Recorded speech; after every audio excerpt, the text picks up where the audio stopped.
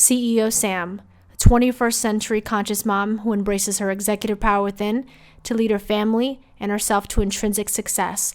A powerful, successful, and wealth-conscious stay-at-home mom. Welcome to the movement and today's session.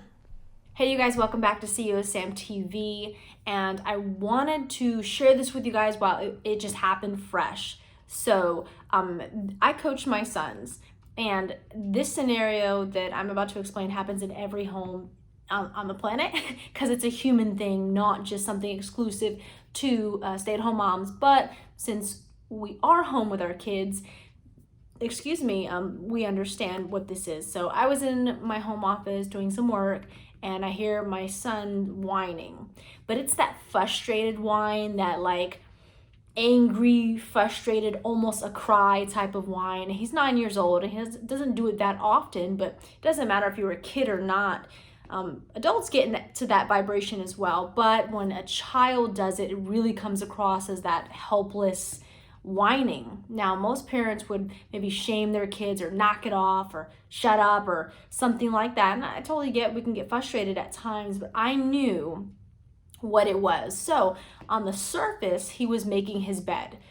It's almost bedtime, and both of them have to put the fitted sheets on their bed. And the fitted sheets are frustrating in and of itself. And an unconscious parent or a parent not in the right vibration would easily attribute that to, oh, they just don't want to clean. Oh, they have time for their games. But when it comes to cleaning their room or doing their bed, of course they're going to do this. You hear this type of bickering all the time. But in conscious parenting, so when I heard it, I understood that it's not the fitted sheet per se, it's the vibration. So, hopefully we can have it up on the screen. I know we can have it up on the screen because my amazing videographer is going to put it on the screen. So there's life. I don't know if I'm exactly pointing to it, but there's life, which is us being here. And then there's the CEB, your conscious mind, your energy, and your brain. So I teach my kids that where your brain goes, energy flows, okay? So his belief at that moment could have been a compilation of things, as most children do. I'm tired, I don't want to do this isn't fun. The mind is going, right? Adults have that too. So if the brain or belief, same thing, drop, okay? So for example, if I said, hey, do you want to go to Disney World tomorrow, right? Their belief would go up, and the energy is going to go up. Oh my gosh, excitement, whatever. But when the belief drops, the energy drops. So because his belief dropped, which is, I don't want to do this is frustrating, I don't know how to do this, why do I have to do this, whatever it sounds like in his head, his energy dropped as well. And the conscious mind, the executive brain, the prefrontal cortex on a young being, on a young child, is not as elevated. It might be in some areas, but when it comes to fitted sheets, I'm sure it is not. And just overall, it's not. There's a great book called The Whole Brain Child. Oh my gosh, amazing if you want to break down the psychology of children and the adult brain as well, but mostly for children.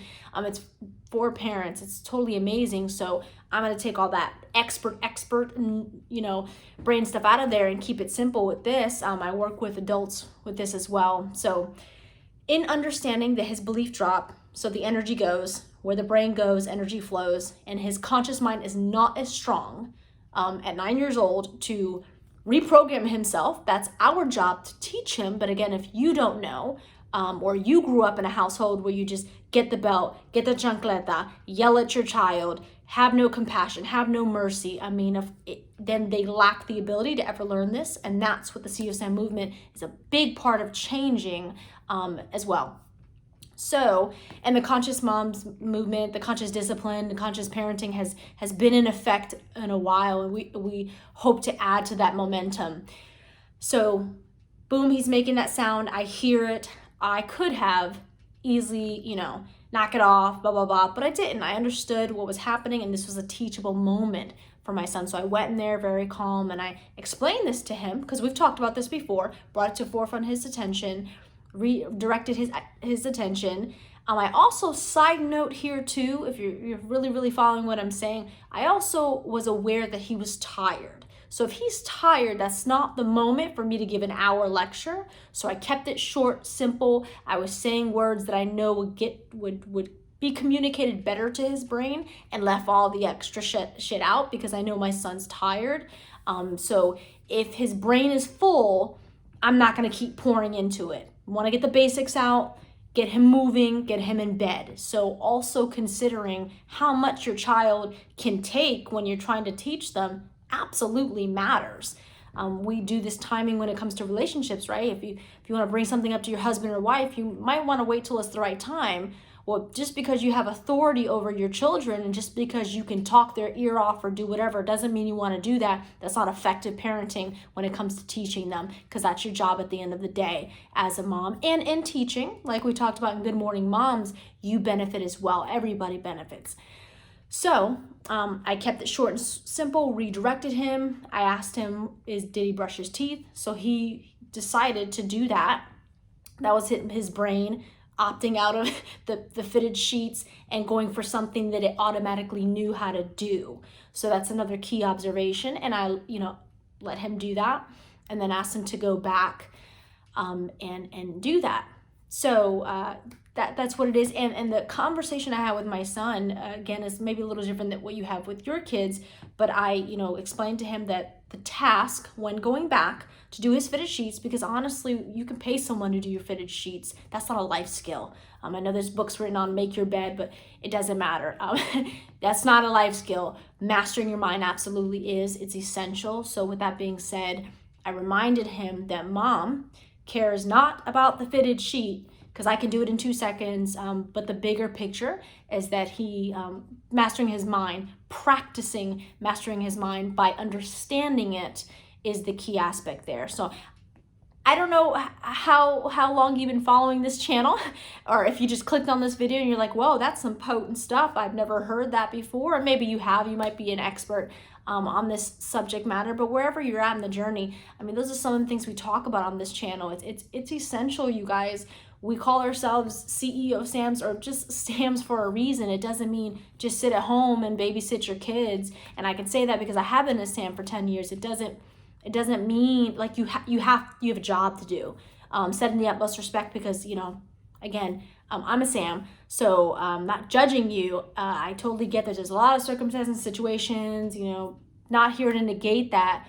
But if you dedicate your life to being at home for your kids so they have a better this and a better that, or saving money financially, whatever the situation is, there are circumstances that moms stay home and it's not for the kids per se. It's, again, might just be for financial savings, or it might just be because they didn't have the skills they needed to really be in the workforce, maybe don't really want to be in the workforce, and it was just better suited that they would be the nurturers. So not every stay-at-home mom can claim, for the highest reasons. But again, said with the utmost love, point being is that nevertheless, of how you became a stay-at-home mom, or the real reasons why you were a stay-at-home mom, it's part of your job to teach these young human beings how it goes.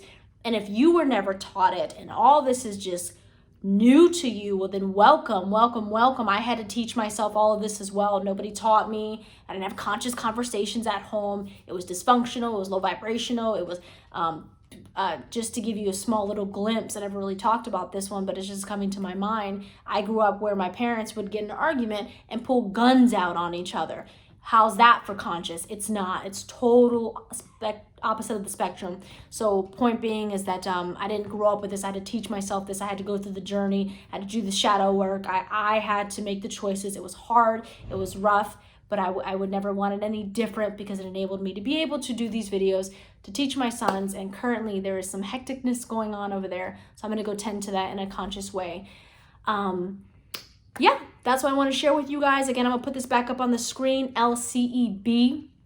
I'm going to start talking about it more and more. And if you, I'll save another point for another time. So, all right, you guys, thank you so much for tuning in. Drop me in the comment box below if any of this made sense to you, or if you want more information on it, or if you want to talk one-on-one.